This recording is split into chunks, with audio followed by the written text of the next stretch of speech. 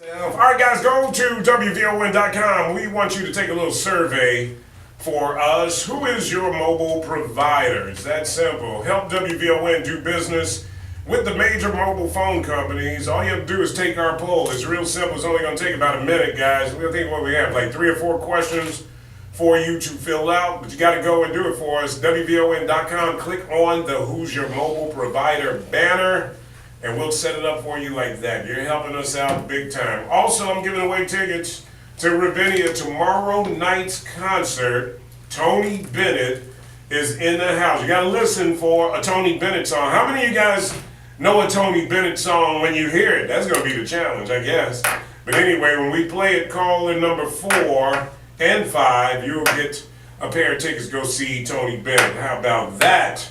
All of that on the morning show. The Chicago Football Classic takeover today on the morning show, talking about that and a lot more. I'm about to introduce you to a couple of alumni from both Clark, Atlanta, and Central State University. First, I got a phone call calling Narcisse. Narcissus or Narcus. Which one is it? Narciss. Good morning.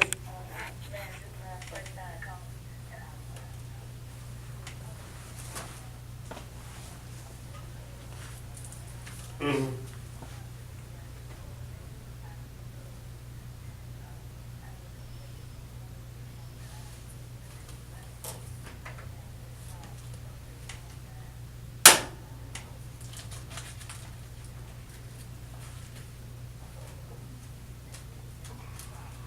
Mm-hmm.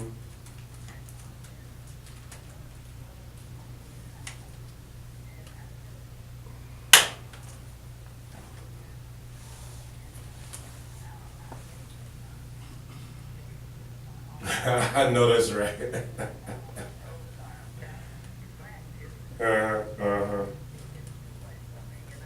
It is a lot. I tell you what. I'm gonna put you on hold and have Jason get your phone number, and we will try to hook you up with somebody who can be a mentor, who can come by, and then I'll make the call out to my WVON listeners, and hopefully we'll get somebody to come in that can help you out. You know, it's interesting that she said that she says that she's raising her grandchildren. She said their mother had some drug and alcohol problems.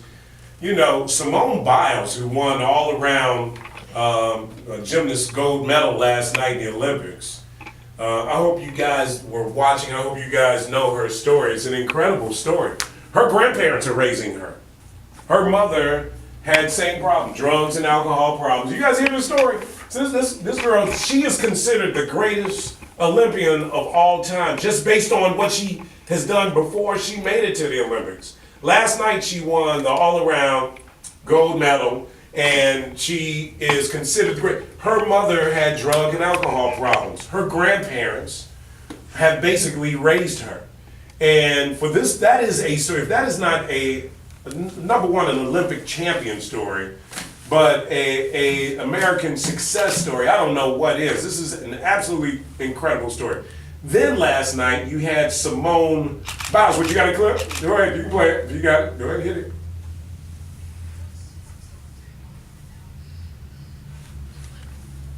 Oh, this is Simone Manuel.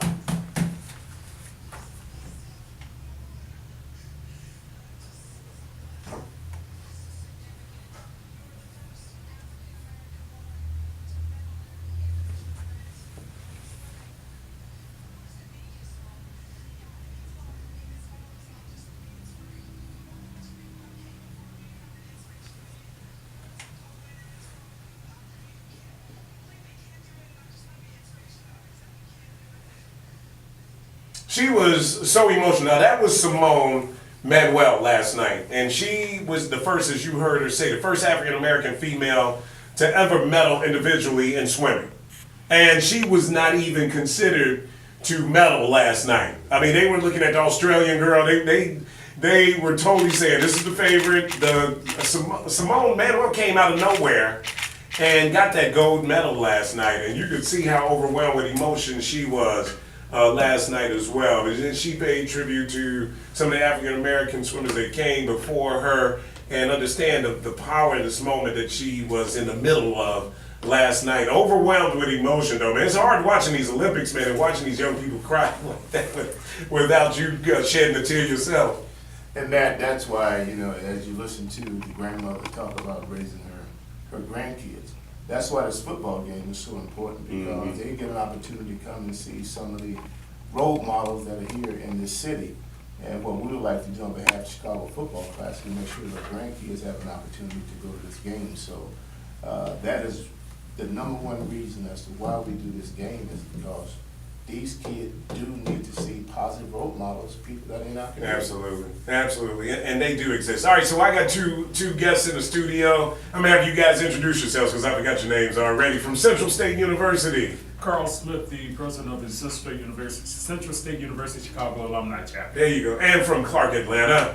Bakari Baker, president of the Chicago Land Clark Atlanta University Alumni Association. And Bakari, we met before. Have we met before? Did I meet you at over at the send-off? Yeah. Maybe last year, right? Last year, yeah. Right, Your right. daughter's going to Clark. My daughter's at Clark Atlanta University. My grandmother went to Atlanta University before it merged with Clark, and so we did. I was with some friends of mine from Atlanta the other day, and we were doing some research on which university of the ones down in Atlanta is the oldest. Atlanta University. Everybody guessed Morehouse, though. They were like, oh, it's Morehouse. It was Morehouse. It was Atlanta University. Morehouse is 1867. Atlanta University is 1865. All right, so I can't play the trivia game with you. You already know.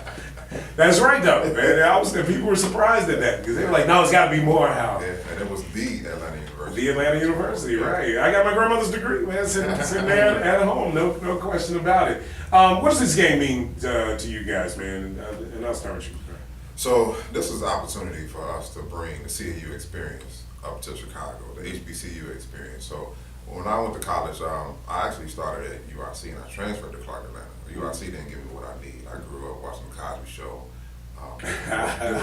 different world, and school days, and I wanted that experience. When I went down to Clark Atlanta, I got that experience, and then some. So a lot of kids, so we talk to kids in high school, we talk to people that are in college, and they just can't believe the stories we tell them. Like, it's unbelievable. So we say stuff like, oh, you see Drumline, it was filmed at Clark, and that's like nothing compared to what was going on. They can't believe it. So what we want to do is bring some of that up here to Chicago so these kids can see the glory of HBCUs, because it is glorious.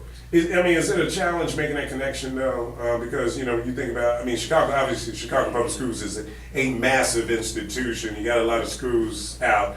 So trying to connect with them, is that a little bit of a challenge? Yeah, it is a bit of a challenge, but the Alumni Association, we do a good job in the community recruiting these kids. Now actually, Chicago has the #1 recruiting class of Clark Atlanta outside of Atlanta. Yeah. Is that right? Yeah, so we're pretty strong down at the university. That's because of you, man. My team, I can't take that. That's my team. And Central State? Yeah, Central State likewise.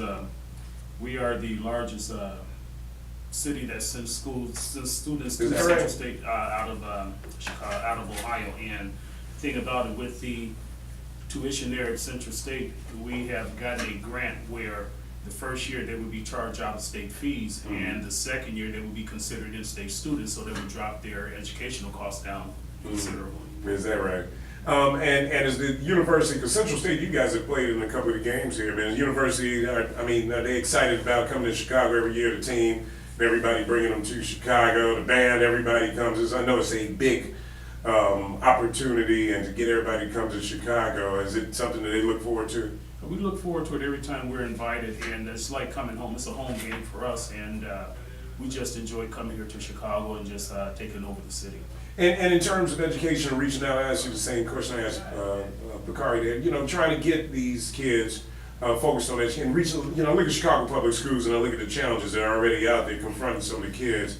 Is it a challenge for you guys to kind of like spread the word about education and get these kids focused on HBCUs? One of the things I say, if we could, you guys remember when the Fab Five went to the University of Michigan? Yeah. If we could get the five of the top high school basketball players to say, hey, what the hell? I'm going pro anyway after 1 year of college. Instead of going to Kentucky, because that's what they do. They go to Kentucky, Calipari gets them 1 year at Kentucky, boom, they're all five guys that are first round draft picks. If we could get 5 top public school kids to come out and say, you know what, I'm gonna go to Tennessee State and I'm gonna take these 4 guys with me. Can you imagine what that, could you imagine us watching the NCAA tournament and cheering for a Tennessee State or a Clark or, you know what I'm saying? It would be nuts. And it would do so much for HBCUs if we could do that. I mean, and that is all that HBCUs need, is that jump. When we come back, Larry, I did want to talk to you about getting a fixed date at Soldier Field. That's a big part of promoting this game. We'll talk to Larry Huggins about that when we return. Toby's got traffic and weather coming up next. Connect with Matt McGill. Call 773-591-1690.